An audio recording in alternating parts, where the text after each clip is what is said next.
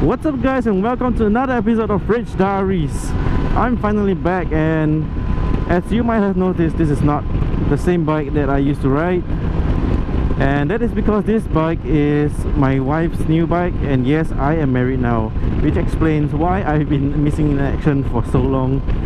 My wedding just passed like a month ago, and I went for my honeymoon, so I've been pretty busy preparing for the wedding, so I didn't have time, or it was too inconvenient for me to make any motor vlogs.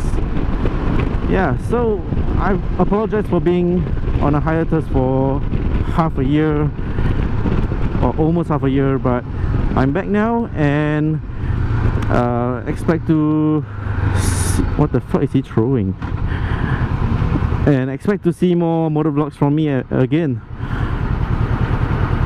So today I'm gonna just talk about this bike, introducing the CB400X, my wife's new bike, and my thoughts on it.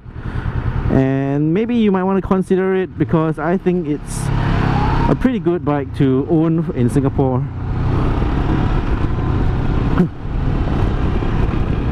So previously I made a video for the R15, which I didn't think was a very good quality video, so I haven't been editing that video yet. So I think I will be re-recording it in a more concise and accurate motor vlog. That way I can give a better review on it. But today I'm gonna try my best to give a good review on this CB400X, an unbiased one. So first up, you might have heard a lot of things about the CB400X being such a popular bike in Singapore nowadays, and you might have also heard bad things about it. Mainly about the bike being underpowered and not being torquey enough or not fun. But I can tell you that is not what you think it is, because let me address the first issue that people say it is underpowered. That is because they do not they compared this bike to the Super 4, which has been a long-standing best bike for Class 2A, the most popular bike in Singapore.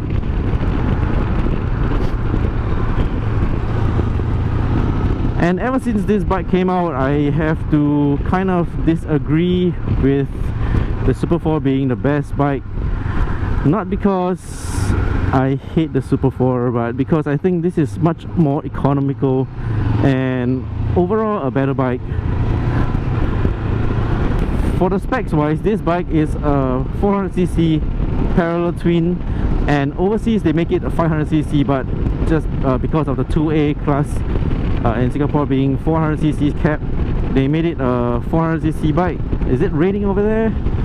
Because I hope it's not. So in Singapore, this is sold as a 400X, and I've always wanted to try it, but I've heard a lot of people saying that it's underpowered, it is not good, and all that stuff. But now that I've tried it, I think that the power is adequate for a Class 2A. In fact, one of the more optimal power for Class 2A. I think that the Super 4, you know, it has good power, but it drinks a lot of petrol, man. Maybe even up to 18 kilometers per liter for very very badly maintained bikes. But on average it takes about 24 kilometers per liter, whereas this bike gets up to maybe 30 something kilometers per liter, which is pretty good for a Class 2A 400cc. And comfort wise, I think that this bike is much more comfortable because of the positioning. The handlebars are much more neutral, higher, and for the foot pegs it's not so far back as the Super 4. The seats are pretty comfortable as well. It's wide and plushy, but it could be improved. But I mean, it's just a 400cc, so what do you expect from it? So Honda has made a few versions of this CB400X. There's the similar version like the NC750, NC700X, and they are kind of the more the class 2 bikes, but then they have equal power, if not the worst power in its class. So I don't think that those bikes are worth buying, even though you see some of them on the road. If you're looking for a tourer and you're thinking of 750X, might as well get this because it has better fuel economy, it has bigger petrol tank, which means that it can go further. And for the loss of power, the power difference wise is not much because the top speed is about the same, just that you get a little bit more torque, about 70 Newton meters, whereas for this maybe a 40 or 30 plus. I can't really remember the spec sheets. Oh shit, it's so sandy in front. I'm gonna go slow here because it's so sandy.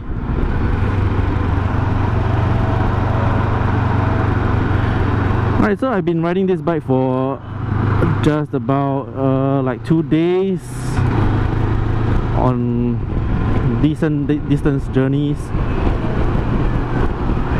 and so far I've been liking it. The turning radius is awesome, and you can reverse, you can U-turn so easily because of the turning radius. You're able to do a 90-degree parking with this bike because of the turning radius, and U-turns are really easy.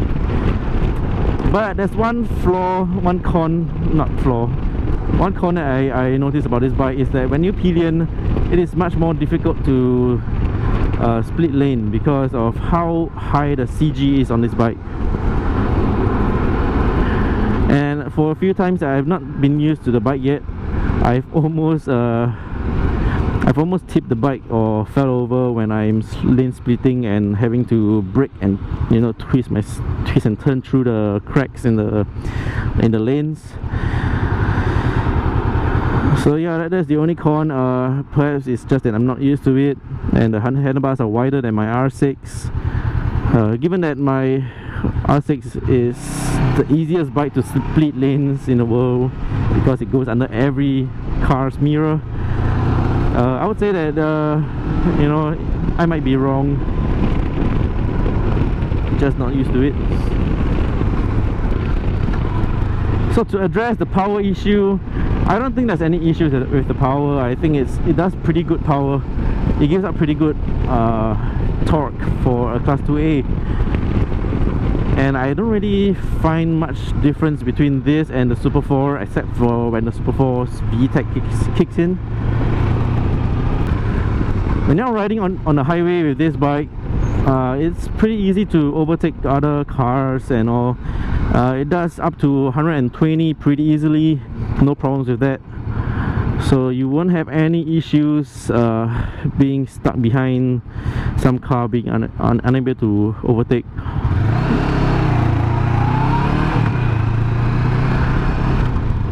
Handling wise, it's awesome, man. I mean, if you're taking class 2A in SSDC, you should have known, you should have experienced firsthand how the CB400, what is that? CB400F feels like, because they use that in SSDC. And it's pretty easy to move around. The torque is smooth and it's not jerky like the Super 4. Very easy to handle.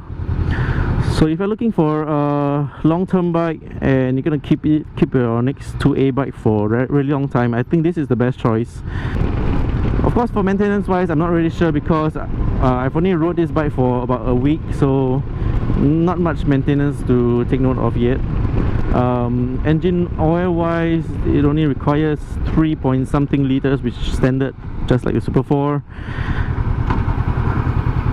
Sorry, it's a 2-point-something liters, which is slightly less than Super 4, which uses 4 bottles. This only uses 3. Any issues I find with this bike? Yeah, the brakes, it needs servicing, which I'm gonna change out to a Brembo anyway today. Nothing much. I pretty like the windshield that I just changed to. It was stock and really ugly, so I changed it out. Fog lights, which I just installed. So yeah, it's a really adventurous bike. It is the most, how do you say, it's like a Swiss Army knife for class 2As, where you can use it for anything except for racing though, because this bike can't really, yeah, you know what I mean.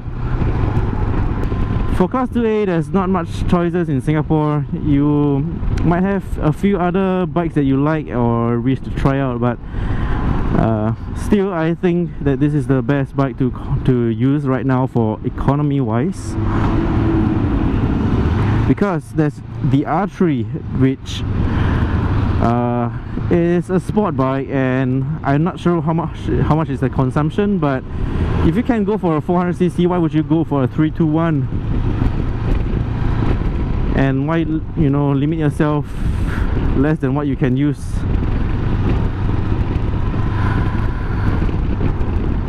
I have not personally tried the R3 yet, so I'm not sure how the power is like, but I'm pretty sure it's either close to this or less than this.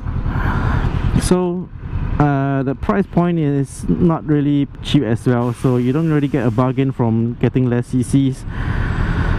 Yep, so might as well get a 4cc. There's also the new BMW, I'm not sure what series is it, but it's a 310 touring bike.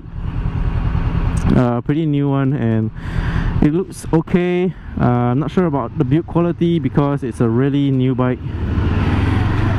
And for those Asiakia, you think you can afford it, or you want to get some money from your dad to buy it, go ahead, man. Give us a review of it when you own it, because pretty interested to see how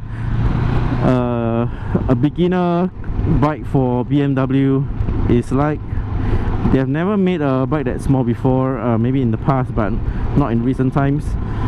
So really interested to know how it feels to ride it in the modern days. What about the others, like the very old bikes like the RVF, the CB400X? Those bikes are getting ready to be scrapped in Singapore, so don't even think about it. You might want to, you know, have a joyride with it for about a year and then scrap it, that's fine. But still, it's not the best economical bike. So what we are planning to do is to keep this bike until the end of its COE life, and maybe, you know, just because it's such an economical bike, we think of keeping this as our transport bike, and maybe another bike for a class 2, maybe for touring or whatever, that we can use to ride to Malaysia in the future. But if you sell a bike, we were going to be selling the class 2 bike and keep this one instead, because of how economical it is. And even if we own a car in the future, we still have this bike. So I'm even considering to sell my R6 just to get one more of this, but it doesn't make sense to have another of this, because yeah, it just doesn't make sense. So I'm thinking of getting a class 2 touring bike as well, just because I'm kind of into the whole touring style of bike now, with all the boxes and accessories that you can have on your dashboard. Look at this phone mount that you can put on the right in front of you. It's pretty cool, and I'm kind of into this kind of thing nowadays. Of course, I still like my R6. The power is still awesome. Love the design. Never gets old. But you know, times, you know, people change, and my tastes have changed. I've always craved for going to tour, but I had to get my R6 first to fulfill this dream of mine of owning an R6. So now that I've done that, I think it's time to move on. I'm looking for a buyer. If you are interested, you can let me know. I haven't crashed this bike before. That's the only bike I haven't crashed that I've owned. So yeah, buy it before I crash it. The paint condition is not the best, but it's pretty easy to restore it just maybe get a red chrome same stickers to cover it up or to replace it. Yeah, it's pretty much good to go. The bike doesn't have any problems with it. So right now we're gonna check our handling. It's really easy to corner in this.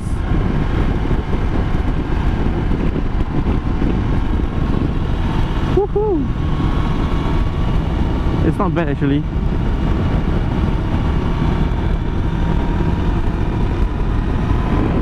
Yeah, so I realized that at 5,000 RPMs right now, the engine feels a bit vibrate, a bit like it's vibrating quite a lot, and it feels like I'm straining the bike, but it can still go a lot more. Like you see, 120, no sweat. I have toured with CB400X up to Cameron, as you have seen on my previous video,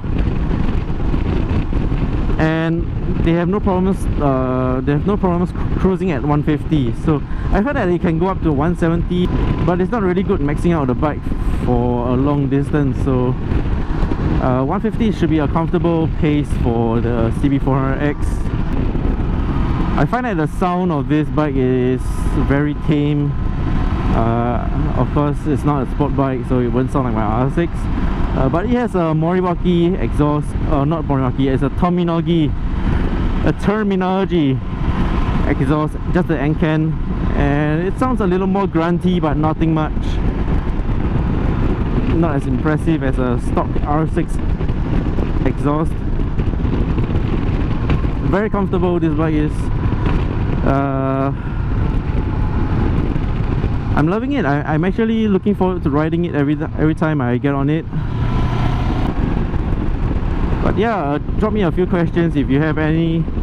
I'll be looking to redesign the whole bike to have a new outlook, because anyway we're gonna keep it for quite a while, so might as well invest in some stickers here and there, or wrap, or maybe spray. I don't know, give me some suggestions maybe. Still looking around for a design to choose. Yep, so that's all for today's episode. I hope that you guys are still here and waiting for my videos, because I really apologize for not being around for half a year. But videos will be coming out more regularly this time, after this whole thing, this whole wedding thing, which was pretty stressful. So look forward to more videos, guys. Thanks for watching. Like the video and share it if you want to, and stay safe on the roads.